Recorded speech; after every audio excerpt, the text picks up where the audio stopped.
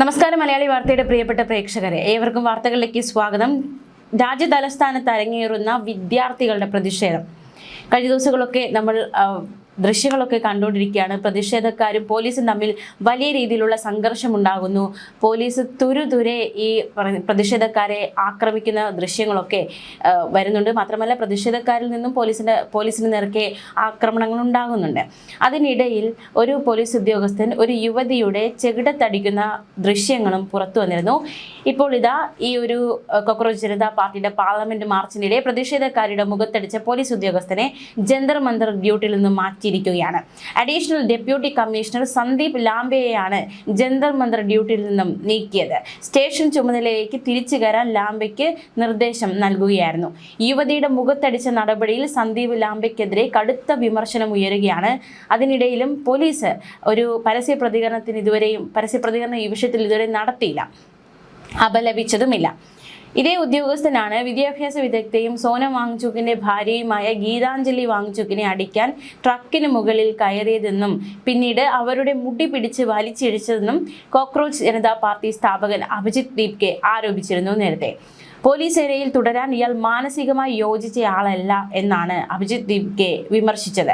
സന്ദീപ് ലാംബയ്ക്കെതിരെ രൂക്ഷ വിമർശനവുമായി തൃണമൂൽ കോൺഗ്രസ് MP മെഹുവ മൊയ്ത്രയും രംഗത്തെത്തിയിരുന്നു. തൊഴിൽ മാത്രമല്ല അയാൾ ചെയ്യുന്നത്, ഇത്തരം ക്രൂരന്മാരെ തിരിച്ചറിഞ്ഞ് പരസ്യമായി അപമാനിക്കുകയും സാമൂഹികമായി ബഹിഷ്കരിക്കുകയും ചെയ്തുവെന്ന് ഉറപ്പാക്കുകയും നിയമ നടപടിക്ക് വിധേയരാക്കുകയും വേണം. ഇതിൽ ആദ്യത്തെയാൾ സന്ദീപ് ലാംബയാണ്. അമിത്ഷായുടെ യൂണിഫോം ഇട്ട ഗുണ്ടകളുടെ യഥാർത്ഥ മുഖമാണിതെന്ന് AICC ജനറൽ സെക്രട്ടറി KC വേണുഗോപാലും വിമർശിച്ചു.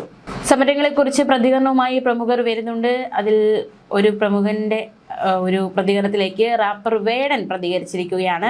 ഈ ഒരു പ്രതിഷേധത്തെ രാജ്യവിരുദ്ധ പ്രക്ഷോഭമായി മാറ്റാൻ ശ്രമങ്ങൾ നടക്കുന്നുണ്ടെന്ന് റാപ്പർ വേടൻ.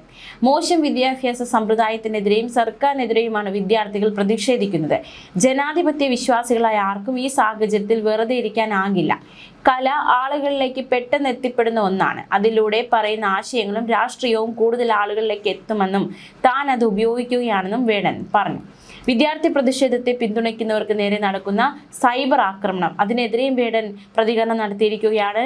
വേടൻ പറയുന്നത് സൈബർ ആക്രമണം ഒരു പ്രൊപ്പഗേണ്ടയാണെന്നും തനിക്കും തെറിവിളി നിറഞ്ഞിരിക്കുകയാണ്. ഇത് സാധാരണമായി മാറി അതൊക്കെ കടന്നു വരിക എന്നതാണ്, പോരാടുക എന്നതാണ് ചെയ്യേണ്ടതെന്നും വേടൻ വ്യക്തമാക്കി.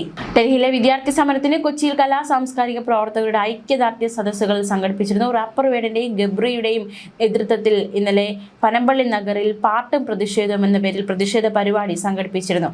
എഴുത്തുകാരായ NS മാധവൻ, KR മീര, നടൻ ജോജു ജോർജ്, സംവിധായകൻ ആഷിഖ് അബു, രഞ്ജിനി, ഹരിദാസ് തുടങ്ങിയവർ മഹാരാജാസിൽ വെച്ച് നടന്ന പരിപാടിയിൽ പങ്കെടുത്തു. കേന്ദ്ര വിദ്യാഭ്യാസ മന്ത്രി ധർമ്മേന്ദ്ര പ്രധാൻ രാജിവെക്കണമെന്ന് പ്രതിഷേധ പരിപാടിയിൽ സംസാരിക്കവേ വേടൻ ആവശ്യപ്പെട്ടു. പരാജയപ്പെട്ട നയങ്ങൾക്ക് ജനാധിപത്യ രാഷ്ട്രത്തിൽ സ്ഥാനമില്ലെന്നും വേടൻ പറഞ്ഞു. അതേസമയം ഈ പ്രതിഷേധക്കാർക്കെതിരെ ഉണ്ടാകുന്ന പോലീസ് അതിക്രമത്തിനെതിരെ രൂക്ഷ വിമർശനവുമായി കോടതി കഴിഞ്ഞ ദിവസം രംഗത്ത് വന്നിരുന്നു. കോടതി പറയുന്നത് പാർലമെന്റിലേക്ക് മാർച്ച് നടത്തിയ കോക്രോച്ച് ജനതാ പാർട്ടി പ്രവർത്തകർക്കെതിരെ പോലീസ് അമിത ബലപ്രയോഗം നടത്തിയത് രാജ്യത്തിന്റെ മനസാക്ഷിയെ ഞെട്ടിച്ചതാണെന്ന് ഡൽഹി ഹൈക്കോടതി. പോലീസിന്റെ അതിക്രമം സംബന്ധിച്ച ഹർജികൾ പരിഗണിക്കവെയാണ് കോടതി ഇത്തരത്തിലൊരു പരാമർശം നടത്തിയത്. വിഷയത്തിൽ ഡൽഹി പോലീസിനും കേന്ദ്ര സർക്കാരിനും കോടതി നോട്ടീസ് അയച്ചു. CCTV ദൃശ്യങ്ങൾ ഉൾപ്പെടെയുള്ള പ്രസക്തമായ തെളിവുകൾ സംരക്ഷിക്കുക എന്ന നിർദ്ദേശവും കോടതി നൽകിയിരിക്കുകയാണ്. ഹർജിക്കാർക്ക് വേണ്ടി ഹാജരായ അഭിഭാഷകരും ഡൽഹി പോലീസിനും കേന്ദ്രത്തിനും വേണ്ടി ഹാജരായ അഡീഷണൽ സോളിസിറ്റർ ജനറൽ S രാജുവും തമ്മിൽ രൂക്ഷമായ തർക്കമാണ് കോടതിയിൽ അരങ്ങേറിയത്. ഈ കേസുമായി ബന്ധപ്പെട്ട് വാദപ്രതിവാദത്തിനിടെ സ്ത്രീകൾ പീഡിപ്പിക്കപ്പെട്ടു, അതുമാത്രമല്ല ആണിയടിച്ച ലാത്തികൾ പോലീസ് ഈ ഒരു പ്രക്ഷോഭക്കാരെ ഓടിക്കാനായി ഉപയോഗിച്ചു. ഹർജിക്കാരുടെ അഭിഭാഷകർ ഇത്തരത്തിൽ വാദങ്ങൾ മുന്നോട്ട് വെച്ചു. ഉദ്യോഗസ്ഥരുടെ യൂണിഫോമിൽ നെയിം പ്ലേറ്റുകൾ ഉണ്ടായിരുന്നില്ല. ആരോപണങ്ങൾ ശരിവയ്ക്കുന്ന 110 വീഡിയോകൾ തങ്ങളുടെ പക്കലുണ്ടെന്നും അഭിഭാഷകർ വാദിച്ചു.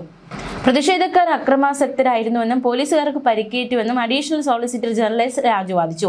മാധ്യമ ശ്രദ്ധ കിട്ടാനും പ്രസിദ്ധിക്കും വേണ്ടിയാണ് ഹർജികൾ നൽകിയതെന്നായിരുന്നു കോടതിയെ അറിയിച്ചത്. എന്നാൽ ഈ വാദത്തെ ചീഫ് ജസ്റ്റിസ് DK ഉപാധ്യായ അധ്യക്ഷനായ ബെഞ്ച് ചോദ്യം ചെയ്തു. ഇത് പ്രസിദ്ധിക്ക് വേണ്ടിയുള്ള ഹർജിയാണെന്ന് നിങ്ങൾക്ക് എങ്ങനെ പറയാൻ കഴിയുമെന്നായിരുന്നു ബെഞ്ചിന്റെ ചോദ്യം. എന്തായാലും പ്രതിഷേധം ശക്തമാവുകയാണ്. ഇതിനിടയിൽ ചില മുതലെടുപ്പുകൾ കൂടി ഒരു വശത്ത് ശക്തമാകുന്നുണ്ട്. എന്തായാലും വിദ്യാർത്ഥികൾ മുന്നോട്ട് വയ്ക്കുന്ന ആവശ്യം, നീറ്റുമായി ബന്ധപ്പെട്ടുള്ള വിഷയം, അത് പരിഹരിക്കപ്പെടുക തന്നെ വേണം. അതിനുവേണ്ടി വിദ്യാർത്ഥികൾ അടികൊള്ളുന്നത് അല്ലെങ്കിൽ അവരുടെ പ്രതിഷേധത്തെ നമുക്ക് കണ്ടില്ല എന്ന് നടിക്കാനാകില്ല. പക്ഷെ അതിൻ്റെ മറവിൽ നടക്കുന്ന ചില മുതലെടുപ്പുകളെയും തിരിച്ചറിയേണ്ടതുണ്ട്.